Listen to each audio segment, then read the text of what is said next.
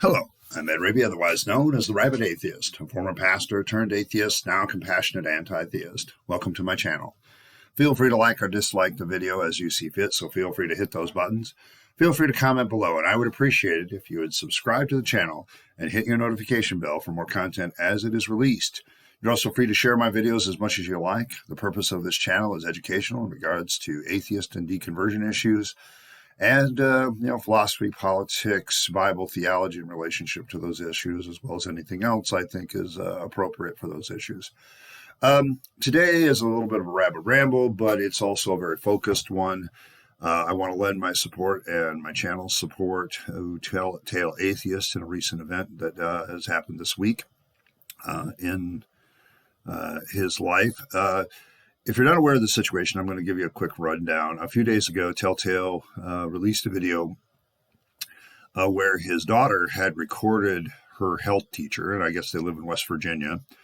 But the health teacher basically tried to thrust her Christian morality issues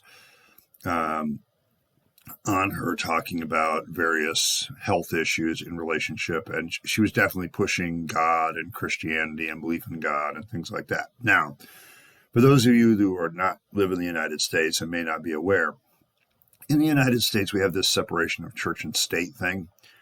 And one of the things that happens with that is very simple, is that no teacher who is an agent of the state in the public school. Now, if you're in a private school, what people do in private schools is their own business. But if you're in a public school forum, you are not allowed to proselytize. You're not allowed to lead the class in prayer.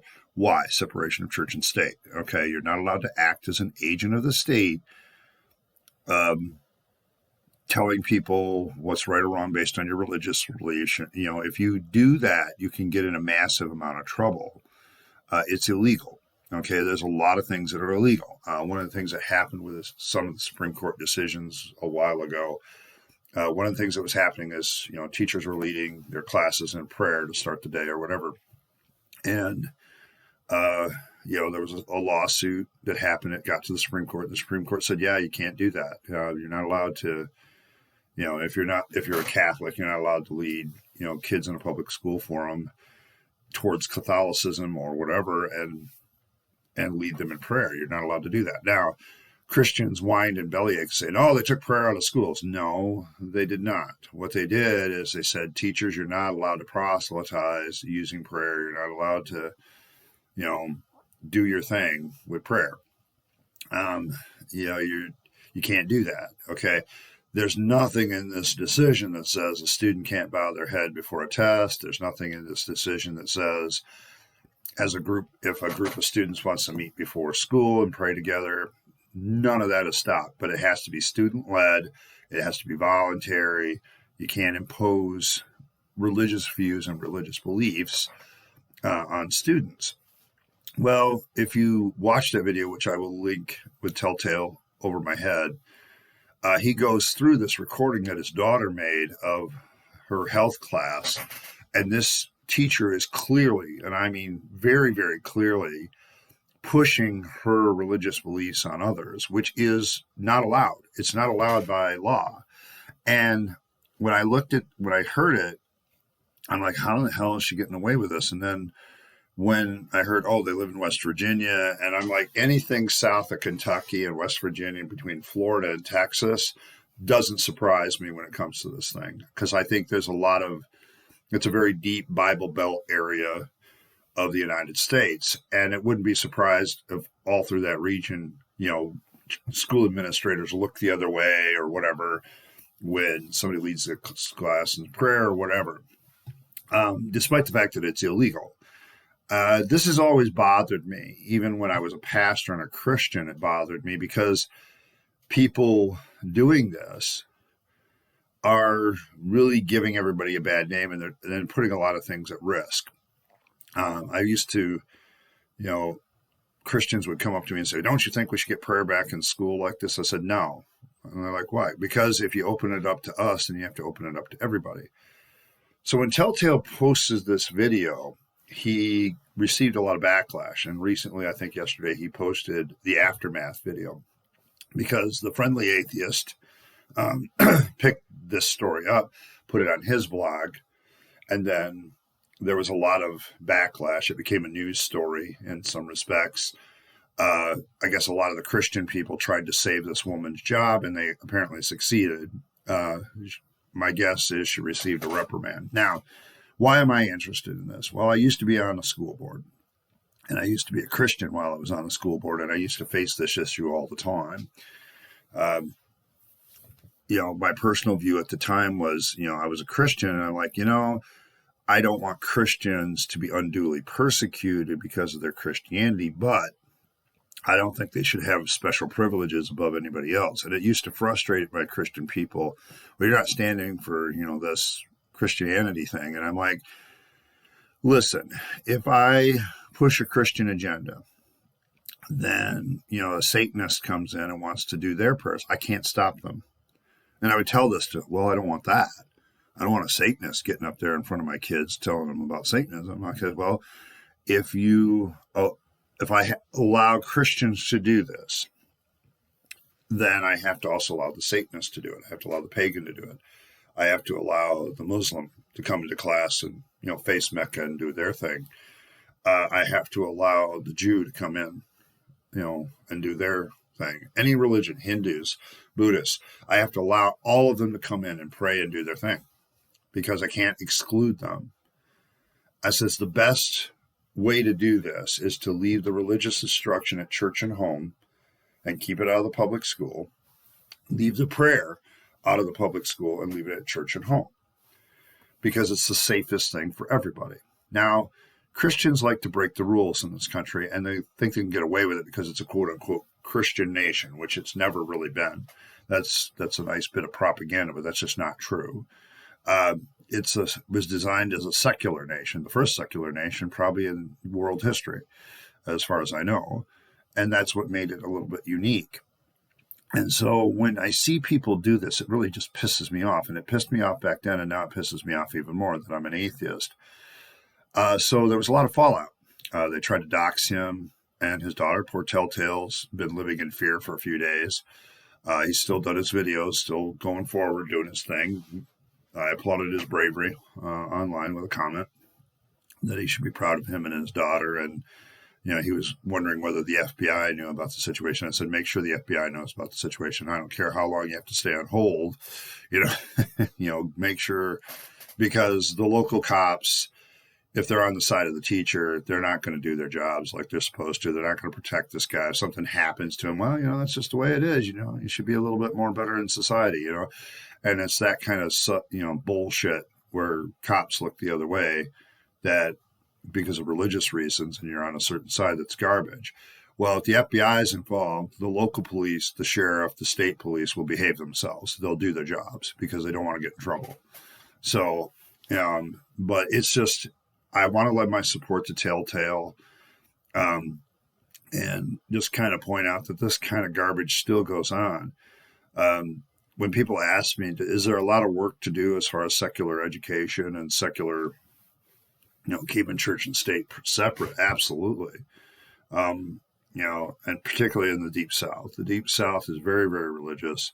Probably the other place where it's a problem is Utah with all the Mormons. They kind of push their stuff too. But the idea of keeping religious instruction and prayer and stuff out of the public forum is a touchy subject because you still have legislatures starting with prayer. You still have the Congress starting with prayer. And all of that, in my opinion, shouldn't be there. The chaplaincy program in the military and other places, I still think that that's a problem. It's state-sanctioned religion. And it's stuff like this that we still fight in the United States because the Christians want special privileges. They want to be able to do their thing and keep everybody else out, and they don't want to follow the rules and follow the law.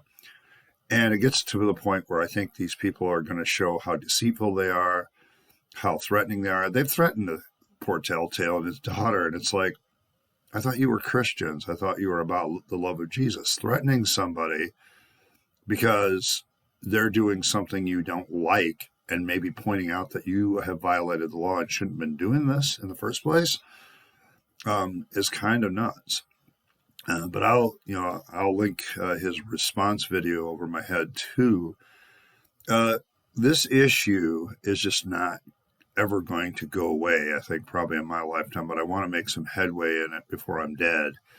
Um, for the sake of future generations of Americans, they need to go to school and know that they're not going to be proselytized, that this is a place where you get education that's grounded in reality, grounded in research, and so on and so forth. So, what's more alarming to me as a former school board member and as an atheist is that this woman is a health teacher. Now, I know what that means. I know that means that when she teaches sex ed, she's probably heavy abstinence, and she's probably, I don't know what West Virginia's rules are in particular, but she, my thing with sexual education in school has always been, even as a Christian, I said, listen, not every kid in this school is a Christian. Okay, I can't impose my Christian morality on everybody in the school. Now, I still hold that, and even more so as an atheist. School states and schools that teach abstinence only, and that's all they teach. I'm going to tell you what you're going to have: a high pregnancy rate. And like Aaron Ra, I believe, mentions in Texas that they have the dubious distinction of not only having the highest teenage pregnancy rate, but the highest second return teenage pregnancy. In other words, teenage girls are getting pregnant a second time while they're still in high school in Texas, and they have the highest rate of that. And it's because of the sex ed being so horribly misguided and thinking that abstinence is going to do it. And, not teaching about birth control, not teaching about pregnancy, not teaching about, sex, the idea that somehow all these kids are going to just be moral and magically moral. I'm sorry, when you're hitting adolescence, the sex drive is kicking in big time, and you might want to just make sure that some of the consequences of that are mitigated. So teaching about birth control and all its forms and teaching about safe sex is not a bad thing. And I really get tired of this argument because Christians deny reality. And reality says, that even though in our society we have kind of learned the later you put off marriage, the better economically you're going to be. The more you establish yourself with a career and with a job and things like that, the better off you're going to be economically. But at the same time, we need to acknowledge that the sex drive hits as soon as you hit puberty and adolescence. And there's a gap of time there. Okay. Well, that gap of time when these kids are going to have sex, a lot of them are going to have sex, there needs to be some sort of safety measures so you don't ruin the other part. And this has driven me nuts for years, knowing these facts. And then watching Christians basically deny them because they want to hold on to some archaic morality that doesn't really work anymore. And so it really bothers me that this is going on. It bothers me that Telltales felt in fear of his life from these supposed good, loving Christians.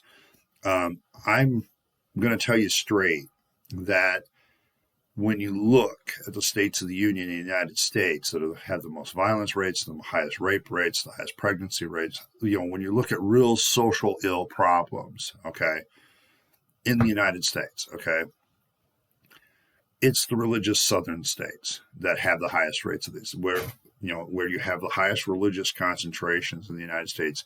That's where the murder rate, the rape rate, and all that stuff is higher. And this is why I'm an anti-theist, because I think in those contexts, you begin to think of people as not people if they don't agree with you. And you're suddenly allowed to do all kinds of things you wouldn't normally do against others. It's the age-old expression, if, good people do good things and bad people do bad things. But if you want a good person to do bad things, it takes religion. And this is being played out in this situation right now. So I want to lend my support to Telltale. My channel isn't much. I don't even have 100 followers yet, but I want to let everybody know, go over there, watch his videos, lend some support to him. He's going through a rough time. I hope FFRF and he decide to just go for the throat when it comes to this teacher's job, and I would sue the school for allowing this for so long when they know it's illegal. I'd go for the throat, okay, because you're not going to send a message. This is not okay to do unless you hurt them in some way. And if you take a school system's money, especially in West Virginia where money is tight, and you make their insurance pay some serious cash, very quickly you're going to see that same insurance company inform all of its schools, hey, knock this shit off, because this can be really damaging to us and damaging to you. And, it's going to happen. It's going to happen. And that's what needs to happen. Today's comment of the day for the video is from Freebird Reason, one of my recent comments on deconversion, the Bible shifting from reverence to criticism. My deconversion was about so many thoughts. My mind was a boiling pot of questions for years. My final point in scripture that I left the church was circumcision. I saw a documentary on the damage it did, infection and disfigurement to modern Jews, not to mention how bad it would have been before antibiotic treatments. Then when you see the baby screaming and will make your blood boil. That was the end for me, although it has been years to deconvert, and I still am. Christianity broke my heart. And I've heard this said, and it's true, that when you give yourself to it and find out that it's barbaric after years of self-indoctrination. Freebird now. Good luck, almost at 100 subs. Circumcision is kind of a touchy issue for me, and still is, because it's funny how it's very accepted in the United States. One of the legal things in the United States that's really weird, and I think this is true in Great Britain as well, and some of the other Western countries, if I were to remove part of a female girl's such as some of the practice in other country of removing a female clitoris, that's considered assault and a crime, and you can go to prison for it. But we routinely cut off a piece of a male's anatomy, and it's accepted and no crime is ever recorded. But somehow it's okay to do that to little girl, not to do that to little girls, but it's okay to do this other thing to little boys. I'm very much an advocate for a person's bodily sovereignty, that it's their body and they own it and nobody else, because that keeps us away from slavery. And so this to me is really a violation. Now, the problem is I have family members that have done this. It's been done to me. Okay. Don't remember it. I was a little kid, and that's their defense. Well, you don't remember it. If I were to tell you that when your daughter turns 14, we have to saw off one of her breasts, you would have a hissy fit. Well, you're violating her personal life. But somehow it's okay to do it to a baby boy, and for religious reasons. Yeah, I'm having a real problem with that. I really am.